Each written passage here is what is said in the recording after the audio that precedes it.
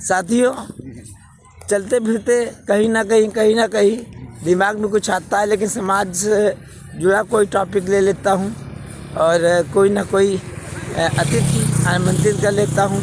जैसे वहाँ स्टूडियो पे अतिथि आमंत्रित किए जाते हैं, लेकिन मेरा प्रयास रहता है चलते फिरते। मेरे प्रोग्राम का नाम है चलते फिरते लोगों से चर्चा करना। हमारे साथ में हैं उत्तम जी। उत्तम जी, स्वागत है आपका हमारे चैनल पे। और ये बताइए, जो हमारे चैनल पर चलते फिरते चर्चा होती है, इसको क्या कहेंगे आप? एक स्टूडियो पे बैठ के होती है, लेकिन हमारे चैनल पे चलते फिरते होती है। क्या लगता है, मज़ा आता है? इसमें क्या कहेंगे इसके लिए आप? देखिए, स्टूडियो में जो बातचीत होती, वार्तालाप होता है, वो फॉर्मल होता है। अच्छा, वो पहले से सांचे में ढला हुआ स्क्रिप्ट लिखी हुई होती है। स्क्रिप्ट पहले से पूरी नियोजित होती है। हाँ, लेकिन जो चलते फिरते हैं, इसमें से कोई भी स्क्रिप्ट जो है पहले से लिखी नहीं गई होती है। तो क्या ओरिजिनल ये तत्काल विचार आया, हाँ, तत्काल जो है चर्चा हुई, तत्काल वीडियो रिकॉर्ड हुई। हाँ, इसको कहते हैं आंसू कवि। इसको कहते हैं आंसू कवि। आंसू कवि किसको? आंसू कवि हमको आंसू कवि गए हमको आप आंसू विचार आ जाए। उत्तम जी मुझे आंसू कवि बता रहे हैं, मुझे तो परिभाषा नहीं मालूम है। तत्काल जो विचार दिलो दिमाग में आए, उसको आदमी व्यक्त कर दे, ये उसको कहते हैं आंसू कवि कहते हैं। चलिए, खैर आज आपको मालूम है कि 2,27,000 व्यूज़ हो गए हैं करीब 25 देशों में। तो क्या लगता है कि कहीं ना कहीं लोग प्रोग्राम्स को पसंद कर रहे हैं कहीं ना कहीं? नहीं, बिल्कुल। क्यों, क्या हमारे यूट्यूब चैनल में क्या अलग, यूट्यूब चैनल से क्या अलग चीज़ लग रही है जो आप देख? नहीं, अलग चीज़ यही, जैसे बताया आपके चैनल का ना, जो टॉपिक्स वगैरह के लिए चलते फिरते और जो टॉपिक्स के लिए आम आदमी से जुड़े हुए टॉपिक हैं, हाँ, आम जिंदगी से जुड़े हुए टॉपिक हैं, तो आदमी इनको लाइक करता है, देखना चाहता है कि भाई ऐसी कौन समस्याएं हैं जो हम इस वीडियो से देख करके अपनी समस्याओं का समाधान, मतलब एक पंथ दो काज। अच्छा, एक पर वीडियो देख के मनोरंजन भी कर रहा है, दूसरा जो है किसी दूसरे की समस्या को देख करके सुन करके वो अपनी समस्या को ढूंढ लेता है। इन्होंने कहा तो अब आ ही जाता हूँ समस्या पर। हाँ। बिना समस्या के ज़्यादा बातें करने से कोई फायदा नहीं, आदमी देखने वाले का टाइम बर्बाद हो। हाँ। और जिन लोगों ने सब्सक्राइब किया है, बहुत बहुत धन्यवाद आप लोगों को। जिन लोग शेयर किया है, उनको डबल धन्यवाद। खैर साथियों, उत्तम, अभी आपको मालूम है देहरादून में एक एक्सीडेंट हुआ? मालूम है नहीं मालूम आपको? देहरादून में एक एक्सीडेंट हुआ जिसमें 6 बच्चे मर गए। 6 बच्चों की डेथ हो गई। बड़ा हादसा हुआ था। तो हाँ, उनके माता पिता को सबसे पहले जो भाई भगवान शक्ति दे कि फिर से ऊपर आए हैं, सबसे बड़ा जो हमारा एक सामाजिक दायित्व है। साथियों, तो उत्तम जी ये बताइए, 6 बच्चे थे, ठीक है, और कुछ के सर धड़ से अलग हो गए। उनके माता पिता पे क्या गुजर रही होगी? नहीं, अब उनके पर गुजरने कुछ बचा ही नहीं है। और कुछ आजकल न्यूक्लियर फैमिली है, उन बच्चों, उनके माता पिता की दशा बताइए। नहीं, अब माता पिता पर इससे बड़ा कुछ गुजर ही नहीं सकता ना। माता पिता पर इससे बड़ा कुछ शायद ही जिंदगी, इससे बड़ा हादसा कभी नहीं होता है, शायद कभी गुजरेगा।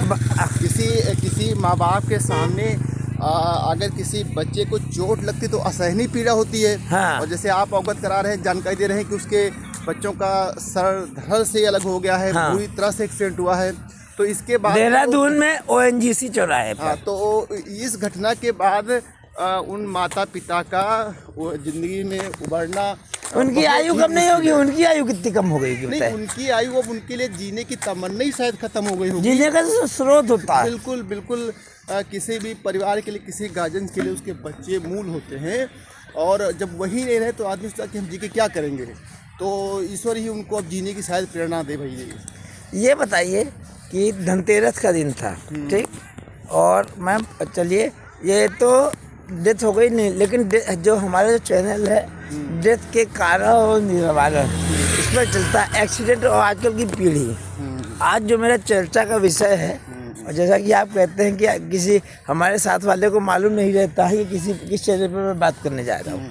तो आज भी हम लोग जो देखते हैं कि जो बच्चे जो है माँ बाप की बात नहीं मानते हैं। इस घटना की भी तो बात करें तो इस घटना में भी हुआ ये, धनतेरस के दिन गाड़ी खरीदी गई, ठीक है, धनतेरस के दिन गाड़ी खरीदी गई। उसके बाद हुआ ये कि 6 लोगों ने, जो भी आप जानते हैं कि इनोवा गाड़ी, ठीक है। और उसके बाद जो है एक दोस्त के घर पे पार्टी हुई, ठीक।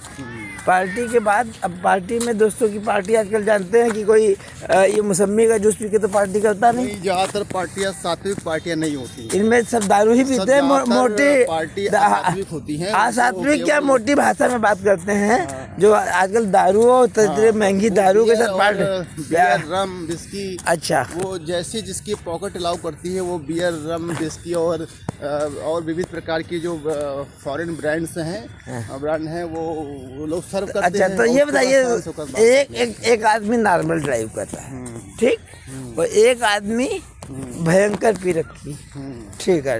तो लगता है कि किसका सेंस, जैसे आप भी कार चलाते हैं और आप नहीं पीते हैं लेकिन आप भयंकर पी लें, तो आपकी ड्राइविंग में कुछ अंतर आएगा नहीं आएगा? नहीं, वो ड्राइविंग बिल्कुल कर ही नहीं पाएगा। वो उसका नहीं भरोसा किस पल क्या करेगा। वो उसको जाना है राइट, और वो लेफ्ट अपनी स्टीयरिंग को टर्न कर देगा। अच्छा। अगर किसी ने जो है अल्कोहल ले रखा है तो अल्कोहल पी के तो बिल्कुल ही गाड़ी नहीं चलाना चाहिए।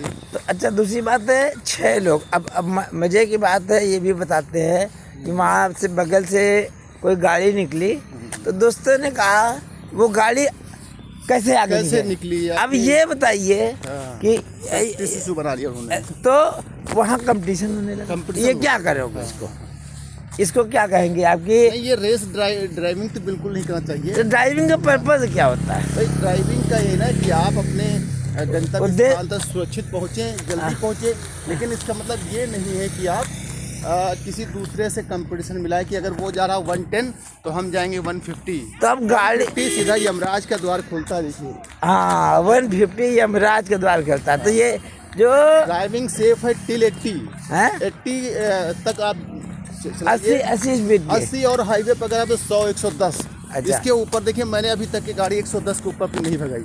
अच्छा, बस 110 के ऊपर मैं गाड़ी कभी नहीं चलाई। ज़्यादातर मेरे 80 ही चलती है।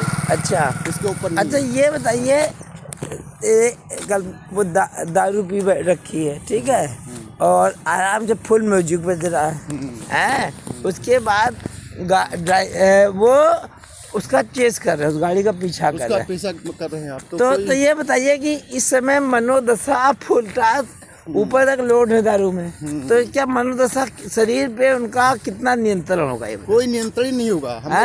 100% कह सकता हूँ, किसी प्रकार का उनकी नियंत्रण गाड़ी पर नहीं रहा होगा। गाड़ी छोड़िए, उनका अपने आप पर नियंत्रण नहीं है। अपने आप पर नियंत्रण है तो जैसा गाड़ी 19 से 25 साल के बीच सब बच्चे हैं उसमें, सब नवयुवा थे, ऐसा कह लीजिए आप। अभी तो दुनिया भी नहीं देखी होगी। दुनिया भी देख ही रहे थे, सपोज करिए आप है तो। लेकिन अब ऐसे इसमें क्या है, गार्जियन का भी दोस्त थोड़ा हो जाता है। क्या गार्जियन का क्या दोस्त है? गार्जियन को उनको जो है सख्ती से गाड़ी ऐसे नहीं देना चाहिए। लेकिन नई इनोवा दी थी धनतेरस के दिन। ये बता, माता पिता जो है, जो बच्चों को जो दुलार में, उस पिता ने जिसने जो धनतेरस के दिन इनोवा निकलवा के दी हो गई, तो क्या लगता है इनोवा का सही यूज हुआ क्या? इनोवा गाड़ी का यूज हुआ सही कि नहीं हुआ? बिल्कुल यूज, गाड़ी का तो दुरुपयोग ही हो गया ना। गाड़ी के साथ गाड़ी का देखिए, मतलब जो आज अनाप शनाप जो हम लोग बच्चों का वक्त से पहले पैसा दे के उनको खुश रहने का प्रयास करते हैं, खुश रखने का प्रयास करते हैं। तो ये बताइए, यहाँ पर इनोवा दी, ठीक है, और इनोवा ने, तो इसके बारे में क्या कहेंगे? नया इस तरीके से बच्चों को जो लाड प्यार में का ये स्वरूप कैसा है? देखिए, किसी भी गाड़ी अब नहीं लेते हैं तो उसका एक्सीलरेट पावर बहुत ज़्यादा होता है। नहीं, गाड़ी नहीं, मैं बात कर रहा हूँ जो बच्चों को जो इस तरीके से जो महंगे शौक तो ठीक है, अपनी महंगे शौक कराना भी चाहिए। वो तो अपनी आदमी की पॉकेट लाओ। नहीं, इस तरीके के शौक, महंगे शौक कराए। लेकिन जैसे आपने गाड़ी दिया, तो गाड़ी में उसमें कोई एक बहुत समझदार व्यक्ति बैठा हो बच्चों के साथ में, तभी आप गाड़ी दें। ऐसे नहीं कि 4 दोस्त इकट्ठा हुए और उसको गाड़ी आपने दे। क्या लड़के ये पसंद करेंगे कि उनकी पार्टी में कोई उनके माँ बाप जाए, एंजॉय कर पाएंगे? क्या लगेगा? नहीं, तो यही एक बात दुर्भाग्य है कि बच्चों को या तो आप दें गाड़ी अड़ी, तो ऐसे उनको पहले संस्कार दें। आप हर व्यक्ति को पता होता है कि हमारे बच्चे कैसे हैं। देखिए, हाँ पूर्व मूल्यांकन होता है। हाँ। अगर लगता है कि बच्चे हमारे इस तरह कंट्रोल में है तो आप गाड़ी दीजिए। हाँ। वो वेल प्रॉपर ड्राइविंग जानते हैं, उनके पास डीएल है। और हमको नहीं लगता कि होता जो बच्चे आप 6 बच्चों को जिक्र कर रहे हैं, हाँ। उनका शायद डीएल भी नहीं होगा। शायद डीएल की मुद्दा नहीं कर रहे, डीएल भी बन जाता है, वो सब बहुत बड़े जो नहीं है। हाँ। लेकिन बात यहाँ कर रहे हैं, डीएल का हमारा कहने का मतलब है कि प्रॉपर वो ड्राइवर नहीं थे। नहीं, एक ड्राइविंग होती है, हाँ। तो एक समझदारी से ड्राइविंग। हाँ।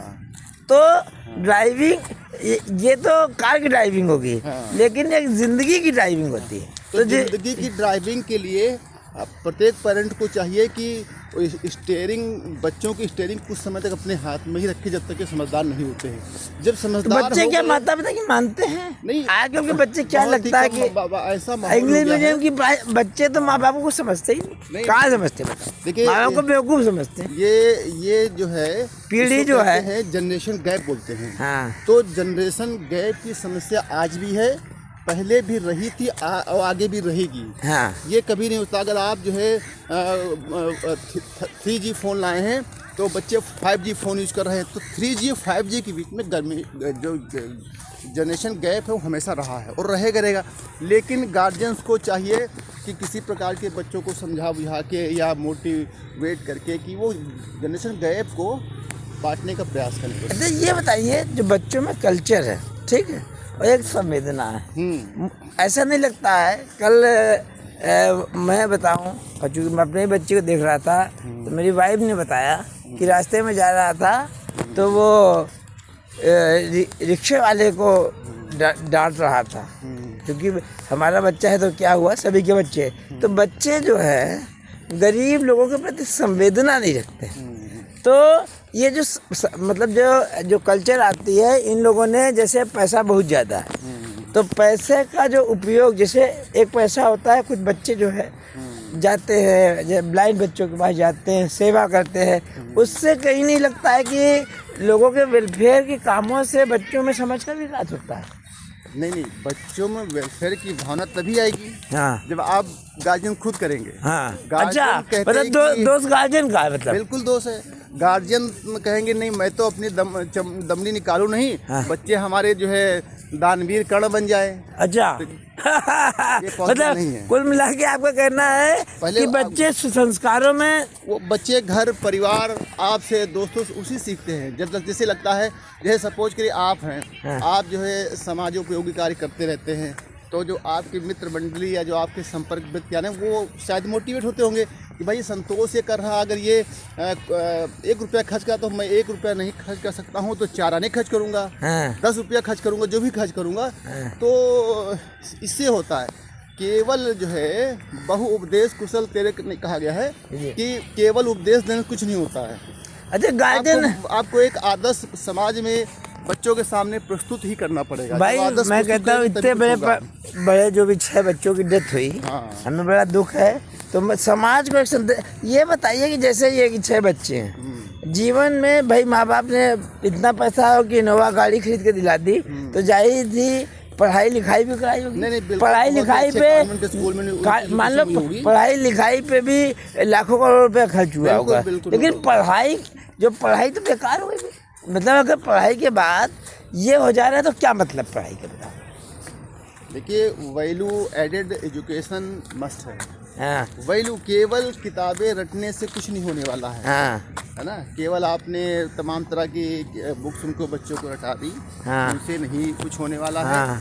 ठीक है, शिक्षा का उद्देश्य बेसिकली क्या होता है? तुम या तो खुद ही टीचर है, इतने बड़े देश विदेश में किताबें पढ़ी, शिक्षा का उद्देश्य क्या होता है? शिक्षा का तो है, देखिए 2 उद्देश्य तो हो सकते हैं। एक उद्देश्य तो जैसे कि चल रहा है कि भाई बहुत ही अच्छी एक अच्छा पैकेज की सैलरी पाना, हाँ। एक वो सेकेंडरी उद्देश्य है। हाँ। लेकिन मूल शिक्षा का उद्देश्य है व्यक्ति का आत्मिक विकास करना।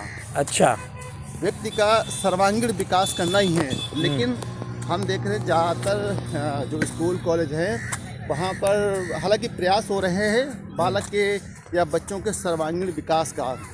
तो सर्वांगीण विकास क्या? ये बताओ, ये एक्सीडेंट जो हुआ 6 लोगों का, ये सर्वांगीण विकास का ही नहीं, सर्वांगीण विकास तो नहीं कहा जाएगा। अब ये बताइए, जीवन में दो चीज़ें तो इसमें शिक्षा।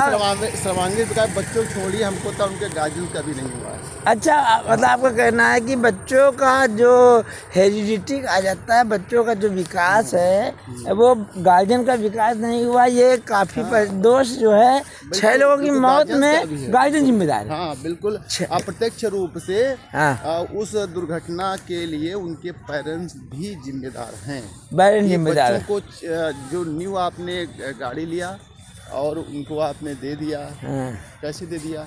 अच्छा, है ना? नहीं देना चाहिए। अच्छा, शिक्षा और संस्कृति दो चीज़ें हैं, तो आप जो है किस चीज़ को महत्व देंगे शिक्षा और संस्कृति में?